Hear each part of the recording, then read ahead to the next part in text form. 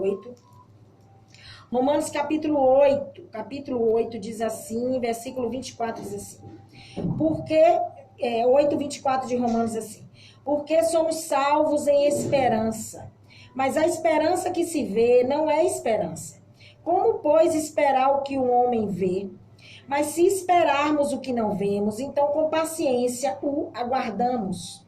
Semelhantemente, o Espírito também nos ajuda em nossas fraquezas, porque não sabemos o que devemos orar como convém, mas o próprio Espírito intercede por nós, com gemidos que não podem ser proferidos. E aquele que examina os corações, sabe qual é a intenção do Espírito, porque ele faz intercessão pelos santos segundo a vontade de Deus. E sabendo que todas as coisas contribuem juntamente para o bem daqueles que amam a Deus, daqueles que são chamados de acordo com o seu propósito. Romanos 8, 28, 8, 24, 25, 26, 27 e 28. São esses versículos aí que Deus trouxe ao meu coração e que Deus quer tratar conosco hoje, né? Deus quer passar pra gente aqui. Esse capítulo de Romanos aí, se você for ler o capítulo de Romanos 8, esse capítulo 8 de Romanos, se você começar a ler do início do capítulo, você vai entender que esse capítulo 8, ele trata-se da nova vida em Cristo, né? Do que é a nova vida em Cristo, né? Se você voltar lá no finalzinho do capítulo 7, se você volta aqui no final do capítulo 7, lá no versículo 24, você vai encontrar Paulo desesperado. Você vai encontrar um Paulo totalmente desesperado pela convicção do pecado dele. Paulo, naquele momento ali, ele estava desesperado porque ele estava convicto do seu pecado e ele já estava numa fase de quase sem esperança por conta dos pecados que ele tinha, né? E aí, na sua ânsia de cura desse desespero todo, de ter paz dentro do coração dele, ele clama por ajuda. O versículo 7, o versículo 24 do capítulo 7 diz assim: ó miserável homem que eu sou, quem me livrará do corpo dessa morte? Né? Ele está falando assim, ó, eu sou miserável, eu sou um homem terrível, sujo. Quem é que vai me livrar do pecado que está no meu corpo, né? Porque o salário do pecado é a morte, né?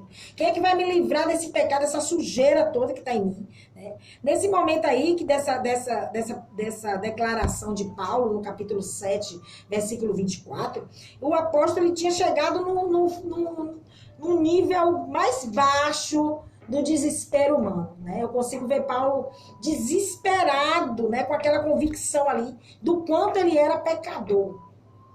Só que quando chega no capítulo 8, Paulo, mesmo Paulo que lá atrás estava se maldizendo, mesmo Paulo que lá atrás estava desesperado, pedindo socorro pela constatação do que ele tinha visto que ele era, ele se levanta.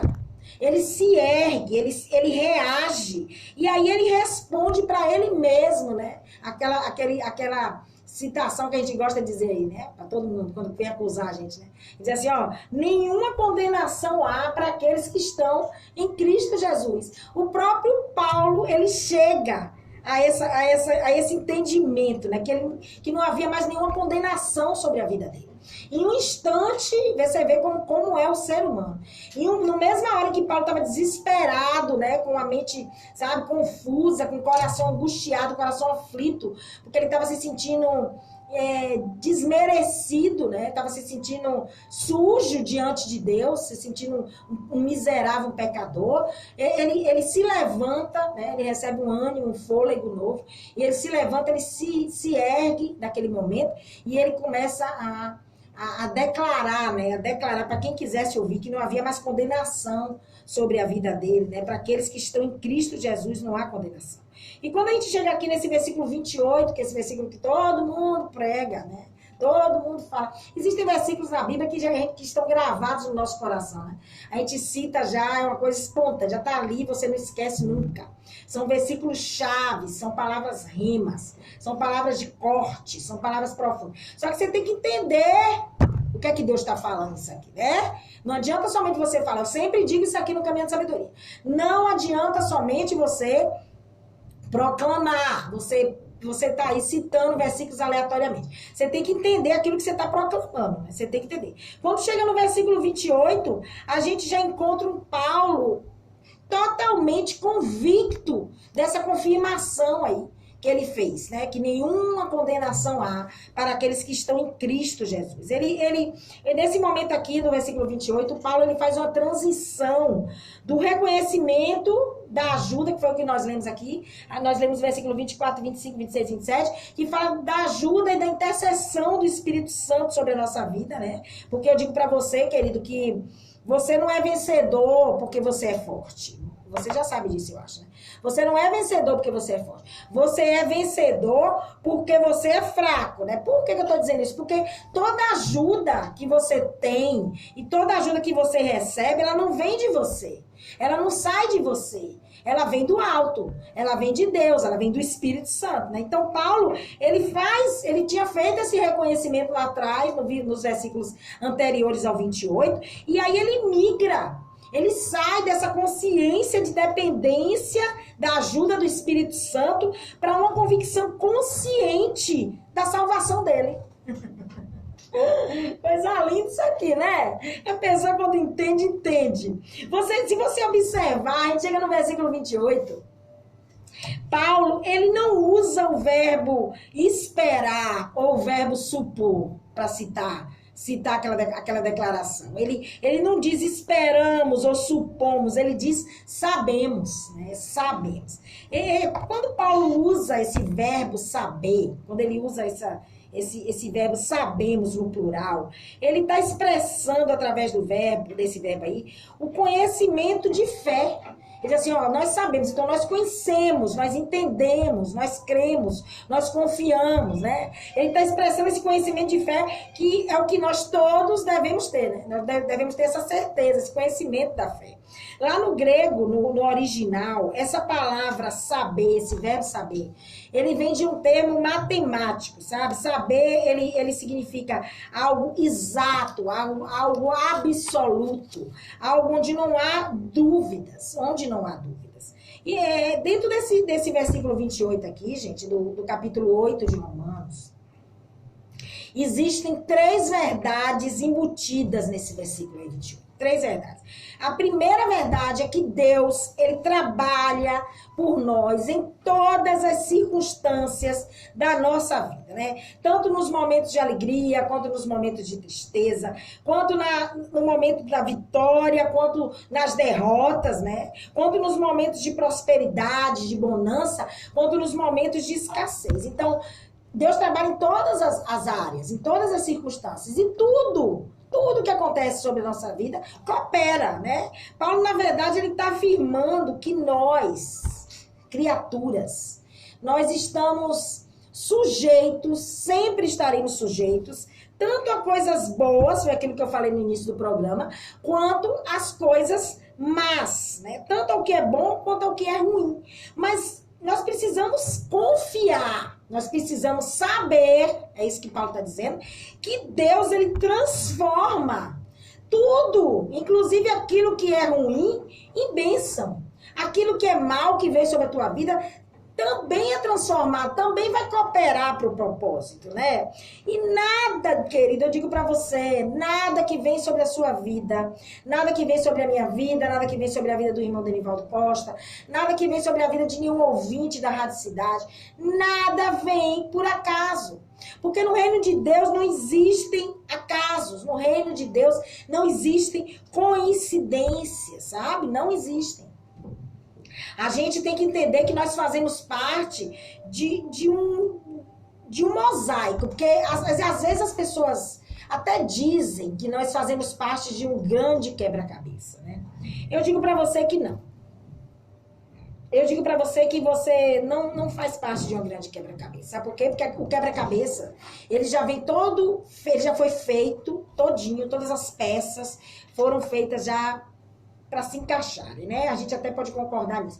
Mas são peças iguais, feitas do mesmo material. Peças geralmente de papelão. Todas as pecinhas do quebra-cabeça, elas são feitas de papelão. Mas o mosaico, não.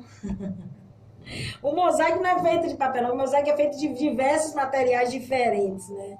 Então nós fazemos parte de um grande mosaico construído pelo próprio Deus, A segunda verdade que está aí, que está contida nesse versículo, é que Deus, ele trabalha em todas as circunstâncias para o bem daqueles que o amam, né? Além dele trabalhar sobre tudo que nos acontece, ele trabalha para o bem de determinadas pessoas, né? Para o bem daqueles que o amam. Porque se é daqueles, é porque não é todo mundo, né, querido?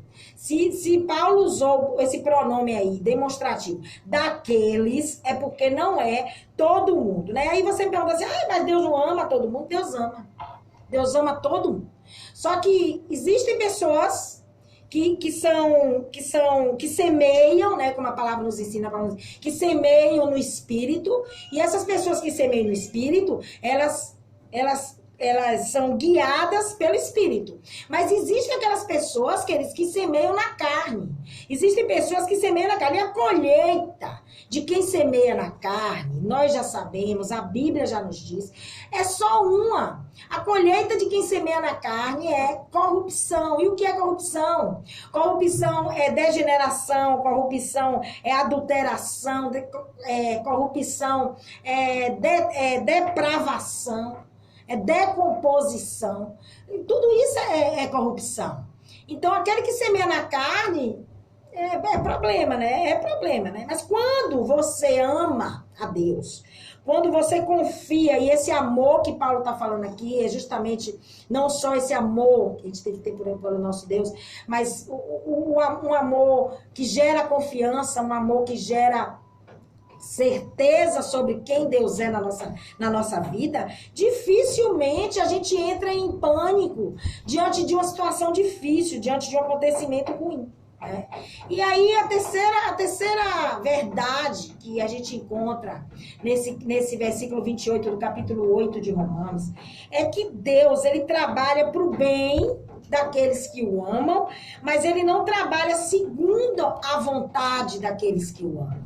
Ele trabalha segundo o propósito do seu coração. Né? Ele não trabalha segundo o nosso desejo, segundo a nossa vontade. Ele trabalha segundo a vontade dele. Né? Aí é complicado pra gente. Por quê? Porque essa verdade aí de que Deus não trabalha de acordo com o nosso desejo, de acordo com a nossa vontade, é mais difícil da gente aceitar. Né? É mais difícil da gente engolir nessa verdade aí. É muito difícil, né? Porque a maneira como Deus trabalha, a maneira como os caminhos de Deus eles são construídos, a maneira como as estratégias que Deus usa no caminho, as estratégias que ele traça no caminho, vão acontecendo, essas maneiras aí, elas geralmente são, pra gente que somos limitados, seres carnais limitados, pra gente é um desafio muito grande para o nosso entendimento humano, muito grande, a gente nunca vai entender, é difícil entender, né? É muito difícil, né?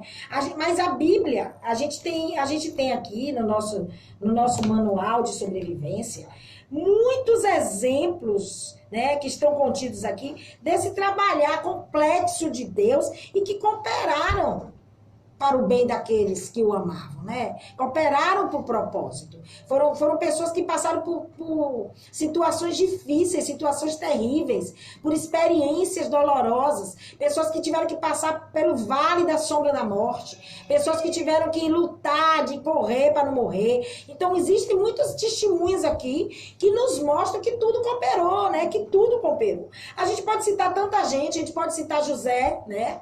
Que José ele teve que passar pela cisterna, teve que passar pela escravidão, teve que passar pela prisão para finalmente ele ser lembrado por Deus e ser levantado como governador do Egito, né? E o propósito se cumpriu na vida de José. Aí a gente pode lembrar também de Ana, né? Ana sofreu pouco, gente. Ana, ela teve que suportar durante anos a humilhação de ser estéril, porque para a mulher, uma mulher estéril naquele contexto da época, era uma coisa A mulher era repudiada, ela era vista como amaldiçoada, a mulher que não podia gerar, ela não servia para nada, né? Tanto é que dava ao marido o direito de ter uma outra esposa, de tomar uma segunda mulher como esposa. Foi o que aconteceu com Ana. Ana passou anos sendo humilhada pela segunda esposa de Eucana, por Penina, sendo humilhada, sendo pirraçada. Eu acredito que a Penina deve ter feito misérias com Ana, né? Deve ter tirado, assim, testado, Ana deve ter sido testada no seu limite de domínio próprio naquela situação ali. Aquela mulher passou anos subindo e descendo para orar no templo de Deus, clamando a Deus por um milagre. Passou anos ali, chegar ao ponto de ser chamada de bêbada pelo sacerdote Eli, que não entendia aquele choro daquela mulher, aqueles gemidos que o Espírito fala aqui, que a gente leu aqui, aqueles gemidos inexprimíveis que ela estava emitindo ali, nos momentos de oração dela. Então, depois de tudo isso, depois de passar por tudo isso, dessa saga toda, Deus foi lá e se lembrou de Ana. E o propósito, né, de se cumpriu, né? Veio Samuel, veio o sacerdote, veio o profeta e veio o juiz, tudo numa criança só, né? Deus cumpriu o propósito. Aí eu já quero deixar uma observação aqui para você, porque eu não quero deixar nada na sua mente que possa confundir você. Eu não quero que o inimigo use nada do que Deus fala, e nem Deus quer, para deixar você com alguma dúvida do que Deus está falando. Quando a Bíblia diz que ele lembrou de fulano, que ele lembrou de ciclano, e Deus lembrou de fulano, e Deus lembrou de Ana, e Deus lembrou de Rebeca, e Deus lembrou de José. Quando a Bíblia diz que Deus lembrou, ela não está dizendo que Deus um dia tem esquecido. Ela não está dizendo que Deus esquece de você. Deus não esquece de você, querido. Sabe por quê? Porque ele diz que ele é o guarda de Israel. Ele é aquele que não dorme. A todo tempo ele está ali com os olhos vidrados em você. Ele diz que ele não tosca. Deus, ele nem pisca. Ele não perde você de vista. Então, o que a Bíblia está querendo dizer aqui não é que ele esqueceu de você. Quando Deus diz assim, e lembrou, quando a Bíblia diz, e lembrou Deus, e lembrou o Senhor de Ana, Deus diz assim, eita, chegou a hora. É na hora que Deus diz assim, tá bom, chega. Já testei demais, já passou por coisa demais, já passou em tudo, já se superou, já perseverou demais, já provou pra mim que crê em mim, que me ama. Então agora chega, é como se fosse um chega, um basta de Deus. Esse lembrar aí da Bíblia é isso. É um basta de Deus no teu sofrimento, viu? Então existem muitos testemunhos aqui nas escrituras que comprovam aquilo que nós lemos em Romanos 8:28, que tudo coopera para o bem daqueles que amam a Deus. Isso daí é fato, ninguém pode mudar. Mas eu vou deixar aqui só mais um testemunho, talvez o mais importante de todos, para a gente encravar isso de uma vez por todas no nosso coração, né? Se você abrir o Evangelho do Dr. Lucas, Evangelho de Lucas, lá no capítulo 2 de Lucas. Você abrir lá, Lucas capítulo 2.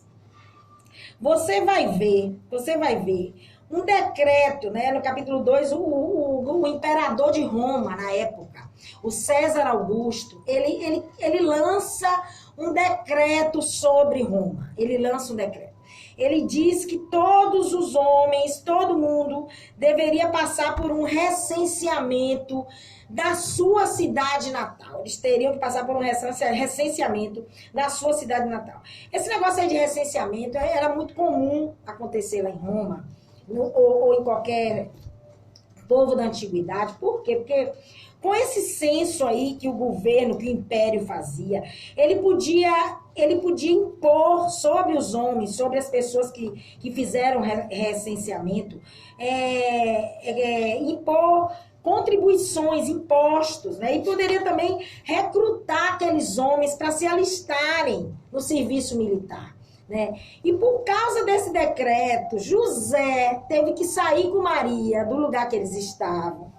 Eles precisavam se deslocar de Nazaré, sair da Galileia para a Judéia, para ir para a cidade de Belém, que era a terra natal deles. Então, naquela época não tinha internet. Naquela época você não podia se recadastrar pelas redes, através da informática. Não tinha isso, né? Não tinha esse progresso todo. Você tinha que se deslocar mesmo, você tinha que sair de onde você estivesse para cumprir uma ordem, obedecer uma ordem do império. Então, o que aconteceu? José e Maria tiveram que se deslocar naquele lugar. Tiveram que sair de Nazaré, para ir para Belém.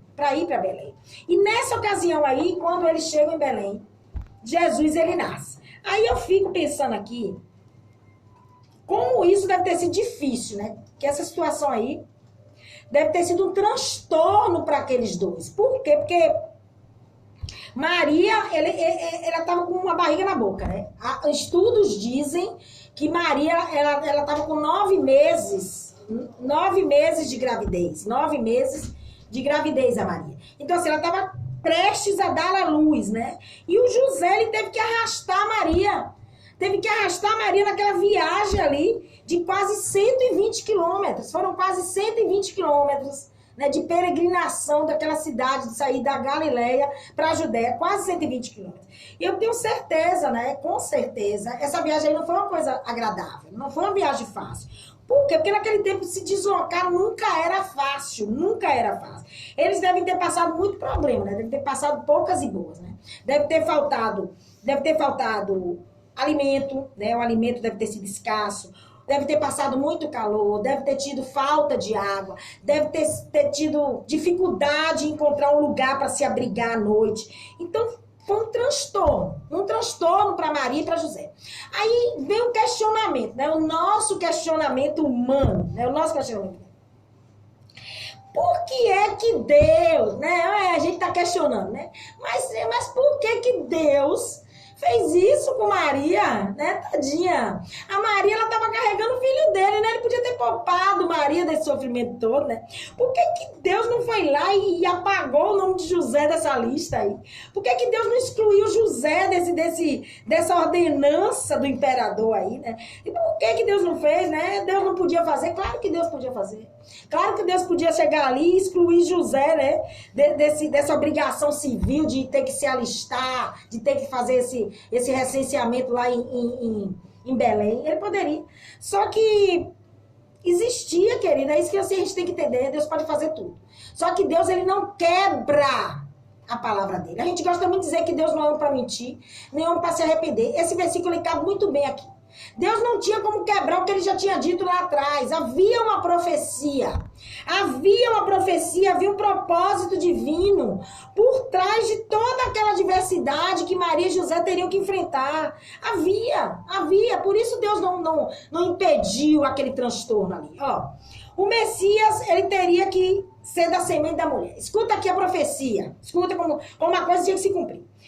O Messias teria que vir da semente da mulher, teria que vir da tribo de Judá, teria que vir da família de Davi, teria que nascer de uma virgem e teria que nascer na cidade de Belém. Era profecia, querido. Você está entendendo? Deus não ia quebrar isso, não. Deus não ia riscar, apagar o que ele já tinha dito lá atrás, não. Né? O decreto de César, é isso que tem que entender. Ele não foi uma coincidência, ele não foi um acaso, ele não foi azar. Né? Porque tem gente que diz que o que acontece, aconteceu algo na minha vida, eu sou muito azarada. Você não é azarado, querido, porque nada acontece e nada foge do controle de Deus. Não foi azar, né? Não foi azar. Teve que acontecer. Foi necessário acontecer para que eles saíssem de onde eles estavam e ficassem na cidade onde nasceria o Filho de Deus. Então, já estava escrito, já estava lá na profecia, Deus já tinha decretado, Deus já tinha dito, tinha que acontecer, né? Fazia parte dos planos de Deus. Fazia parte. O imperador, o César Augusto, ele era o imperador de Roma. Ele era o imperador. Era ele que mandava, era ele que governava, era ele que era o bambambam da época, né? Mas o comando, querido, eu digo pra você, viu? Que ele podia ser o que for. Ele podia ser o governador, ele podia ser tudo o que ele quiser. Mas o comando nunca esteve nas mãos de César Augusto. O comando nunca esteve nas mãos do imperador de Roma. O comando sempre esteve nas mãos de Deus. Deus nunca perdeu o controle de nada. Então, todas as dificuldades que Maria passou, juntamente com o marido, com José, tudo aquilo que eles tiveram que enfrentar, faziam parte do propósito e da vontade de Deus. E contribuíram para que o propósito divino acontecesse, né? Contribuir, é isso que a gente tem que entender, porque com a gente não é diferente. A gente fica batendo testa com Deus, brigando com Deus, reclamando com Deus, murmurando com Deus, mas com a gente é igualzinho, com a gente não é diferente. Se você voltar lá atrás na sua vida, se você fizer, eu lanço esse desafio aqui para você, querido. Volta lá na tua vida, lá atrás, 10, 15, 20 anos atrás, 5, até um ano atrás. Volta na tua vida até o dia de hoje, até esse momento que você está aqui. Até esse momento aqui. Eu tenho certeza que você vai conseguir identificar diversas situações nessa tua caminhada aí, que na época você nem entendeu, na época você brigou com Deus, na época você reclamou, na época você murmurou, naquela época você deu honra a Satanás. A gente tem mania de dar honra a Satanás por tudo, né? Quando Satanás não faz nada sem Deus permitir, a gente costuma tirar a honra de Deus e jogar em cima do diabo, né? Assim que a gente faz. Então, eu tenho certeza que se você voltar lá atrás, no tempo na sua vida, você vai lembrar de situações difíceis, situações dolorosas, mas que de uma forma ou de outra contribuíram para você ser o que você é hoje, para você estar onde você está hoje, né, gente? Porque talvez se você não tivesse passado por aquela perseguição lá atrás, você não tivesse perseverado, e hoje talvez você nem estivesse mais na presença. Talvez você não tivesse sido caluniado lá atrás, você não tivesse perseverado, e hoje você não tivesse sido a pessoa que você é, que ninguém tem que olhar para você, dobrar a língua quando falar de você e lhe respeitar como homem e mulher de Deus. Então tudo coopera, querido, tudo contribui o propósito, tudo contribui, né? Se você parar para olhar para esse versículo aqui, por esse ângulo, você não vai precisar do testemunho de ninguém. Você não vai precisar nem do testemunho do que está aqui na Bíblia, querido, para entender que tudo coopera, que tudo faz parte, e você não vai precisar, né? Por mais difícil que seja a situação que você está hoje, por mais difícil que seja esse momento que você está passando aí, eu digo para você com toda certeza que existem propósitos de Deus embutidos nisso aí. Existem planos divinos embutidos nisso aí. Deus ele não perde o fio da meada, não, meu filho. Deus não fica perdido, confuso, não, sem saber o que fazer, roendo a unha, não. Dizer, ai, meu Deus, meu filho entrou por um caminho errado. O que é que eu vou fazer? Deus não fica assim, não. Porque antes de você fazer, ele já viu. Deus disse que ele ouve seus pensamentos antes de você falar aquilo que você vai dizer. Então, não se preocupe não, que Deus não perde o controle de nada. De nada. Salomão, ele é tão... o cara é tão sábio, a sabedoria dele é coisa que a gente não consegue dimensionar o tamanho da sabedoria que Deus deu àquele homem. Ele chega lá no Eclesiastes, no 3, né, que a gente ama, eu amo, acho lindo demais, o Eclesiastes capítulo 3. Ele chega lá no Eclesiastes capítulo 3 e diz que tudo tem, que há um tempo determinado para tudo e para todo propósito debaixo do céu. Então, para tudo, né? Em outras palavras, na verdade, o Salomão ele está dizendo que Deus, ele é a causa de tudo. Ele é a causa de tudo e ele está absolutamente por trás de tudo que acontece. Por trás de tudo que vem sobre a tua vida, Deus está ali. Deus não está alheio a nada, né? Se você olhar a tradução hebraica para a palavra propósito, essa tradução aí é interessante. A palavra propósito no hebraico, ela significa desejo, inclinação e intenção. Escuta isso, pastor. Desejo, inclinação e intenção. E tudo isso só é uma coisa, né?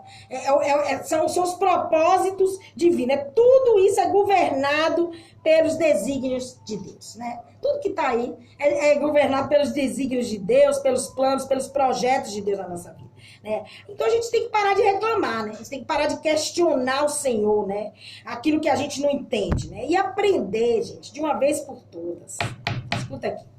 Você tem que aprender de uma vez por todas e aceitar, sem reclamar, sem fazer cara feia, sem ficar de birra, porque tem gente que faz birra com Deus, fica de mal, não vou mais orar, não vou fazer mais a obra, tô me acabando, não olha pra mim, tem gente que faz isso, né? Acha que Deus precisa de você. Eu digo pra você, se você não quer fazer, Deus levanta outro que faça, querido. Ele não precisa de você. Porque se você morrer amanhã, a igreja vai continuar de pé, a igreja vai continuar crescendo, porque você só fez semear. Você semeou, colocou sua sementinha ali, mas quem dá o crescimento é você, né, meu filho? Então, não adianta fazer chantagem emocional com Deus, não adianta fazer chantagem com Deus. Deus não precisa de você. Deus não precisa de você. Agora, você precisa de Deus. Você é dependente dele. Então, você tem que entender, meu filho, que o mesmo Deus, Bota isso aqui na sua mente, para encerrar isso aqui. O mesmo Deus que planta é o Deus que arranca. O mesmo Deus que vai lá e permite é o Deus que destrói todos os eventos, tanto os pessoais quanto os eventos banais do dia a dia. É o mesmo Deus que faz, que deixa acontecer e o Deus que cessa aquele acontecimento. O mesmo Deus que faz a ferida, que a gente conhece muito bem, é o Deus que cura, é o Deus que sara, é o Deus que restaura. O mesmo Deus, querido, que abate você é o Deus que vai te exaltar amanhã. O mesmo Deus que permite o teu choro é o Deus que vai trazer alegria pro teu coração na hora certa, né? Porque tem o tempo do choro também. O mesmo Deus, querido, que te dá vitória é o Deus que vai te ensinar na hora da derrota. Porque as derrotas, elas vão acontecer. Não se iluda, não venha pra cá, eu só venço porque eu sou... Não! Você também vai passar por derrotas para aprender, porque a gente só aprende quando a gente perde. Ninguém aprende no meio da bonança, você aprende no deserto, você aprende no meio da guerra, você aprende ali, ó, na unha, né? Então Deus vai permitir para lhe ensinar. E tudo isso faz parte desse mosaico que eu falei lá atrás, né? Que não é um quebra-cabeça, não é um quebra-cabeça, né? É um mosaico, a nossa vida é um mosaico, né? Agora eu vou explicar por que eu tô usando tanto o mosaico. Eu comecei a falar lá atrás, mas eu não concluí. Por que eu estou usando tanto no lugar do quebra-cabeça, que eu falei que as pecinhas elas se encaixam, mas as pecinhas não são feitas do mesmo material. São feitas do mesmo material. Um quebra-cabeça, ou ele é todo de papelão, ou ele pode ser daquele material mais durinho, aquele plástico endurecido, mas ele geralmente é feito do mesmo material. Mas o mosaico não, querido. O mosaico, ele é uma palavra grega. Primeira coisa que você tem que saber, ele vem do grego e ele é um artefato. Um artefato que é embutido de pequenas peças, sabe? De diversos materiais. De pedra, de plástico, de areia, de papel, de tudo que é material que vai encontrando, serve para fazer o mosaico, né? De conchas, né? E eles vão formando um desenho. Aquelas pecinhas ali, elas vão se juntando e vão formando o desenho. E o objetivo desse desenho é preencher algum tipo de plano, algum tipo de propósito. Você tá entendendo, querido? Você tá entendendo? Nesse projeto aí, querido, nesse propósito divino aí, nada se perde. Nada. É por isso que todos os acontecimentos da sua vida, pode ser um acontecimento ruim, um acontecimento bom, um acontecimento de alegria, um acontecimento de tristeza, a bonança, a escassez, tudo que vem sobre você, o luto, o nascimento, né, a guerra, a paz, são diversos acontecimentos em diversas áreas, mas eles vão se encaixando, sabe? Para construir o propósito de Deus. É por isso que Deus diz que tudo coopera. Tudo coopera. Agora tem uma condição para tudo cooperar. Já foi dito aqui que não é para todo mundo, é para aqueles. Quem são aqueles? Aqueles que amam a Deus. E o que é amar a Deus, meu filho? Você tem que aprender, né? Porque amar a Deus não é somente o sentimento. Vou tornar a repetir. Amar a Deus é você confiar, você sossegar, você descansar, você crer no Deus que você confessa e você, esperar, sabe? Obedecer. Porque tudo que vem sobre a sua vida, querido, tudo que vem sobre a sua existência, tudo que vem sobre a nossa caminhada, vai contribuir. Vai contribuir. Lá na frente você vai entender, né? Quando Jesus ele lavou os pés dos discípulos, os discípulos queriam saber quem era o maior, quem era o melhor, ficou aquela agonia que ninguém aceitava. Jesus ali, né? Como é que pode? O Filho de Deus, como é que pode? Nosso mestre está se ajoelhando diante da gente para lavar nossos pés sujos, né? Chegar ao ponto de pé e dizer assim, o meu não. E dizer assim, rapaz, se abaixa aí. Porque se você não deixar eu lavar seu pé, você não tem paz comigo, não. Deixa eu lavar seu pé. Então, o que eu faço hoje, Pedro, você não está entendendo. Mas lá na frente vocês vão entender. Então, Deus está dizendo para você hoje o que Ele está fazendo, o que Ele está permitindo, o que Ele está permitindo que chegue até a sua vida. Você não entende, a gente não vai entender, porque a gente não tem condição. A nossa mente é limitada, a nossa natureza é a natureza de carne, é uma natureza corruptível. Então, a gente não vai conseguir entender. Mas Deus diz que tudo coopera. E se tudo coopera, você tem que confiar. Porque se você não confiar, querida, é porque você não ama esse Deus. Se você não confiar, é porque você não confia nesse Deus. Se você não confiar, é porque você está aí só simpatizante do Evangelho. Você não é discípulo. Você não é servo. Você não é adorador. Amém? Muito obrigada, viu? São 3h54. Eu espero que você tenha entendido, porque você fica citando aí. Tudo coopera, coopera. A irmã pede um filho. Ô, irmã, tudo coopera, mas tu não sabe nem o que tu tá dizendo. Ai, aí pediu do emprego, rapaz, tudo coopera. Você tem que entender por que coopera. Porque tudo tem um propósito. Eu tenho certeza que com uma dor, Deus vai trazer uma alegria. Deus diz que as coisas más, Ele transforma em bênçãos lá na frente. Mas você tem que confiar, você tem que esperar, né? Você não pode ficar estressado, agoniado, deixando o inimigo tomar conta da sua mente, da sua carne, perder o domínio próprio, sair batendo em todo mundo, quebrando tudo, brigando com Deus, brigando com a igreja, virando as costas para a obra. Não pode, querido. Ô, meu filho, você tem que confiar. Você confia, você não confia. Ficar em cima do muro morno é que você não pode, né? Então, amém. São 3 horas e 54 minutos. Tá vindo aí mais um programa de Deus. Eu quero agradecer a você que tá aí. Eu queria que você compartilhasse isso. Porque tem gente aí que tá turbada aí. Que não tá sabendo por que Deus tá permitindo tanta coisa. Agora, por favor, entenda, né? Se você ouvir isso aqui, você que vai ouvir mais tarde no YouTube, entenda, né? Amém, gente? Compartilha isso aí, tá lá na Missionária Ivana Lima no YouTube. Se inscreve, compartilha essa live, não custa nada. Você do Facebook, você do Instagram do Caminhando de Sabedoria. Você que tá aí, vai lá no Facebook mais tarde, à noite, compartilha. Amém? Muito obrigada a você, Cidade FM 87.9, Facebook Ivana Lima, Instagram Caminhando de Sabedoria, aplicativo Cidade FM 87.9. Muito obrigada, Senhor, por essa palavra, por ter tirado essa trave dos nossos olhos, Senhor. Muito obrigada, nos guarda, nos proteja, nos dê entendimento, nos dê resignação, nos dê rendição à tua vontade. Muito obrigada, meu Deus, nos guarda e nos protege. Em nome de Jesus, amém? Até semana que vem, ore pelo Caminhando de Sabedoria, quarta-feira, 3 horas da tarde, nós estaremos de volta. Um abraço.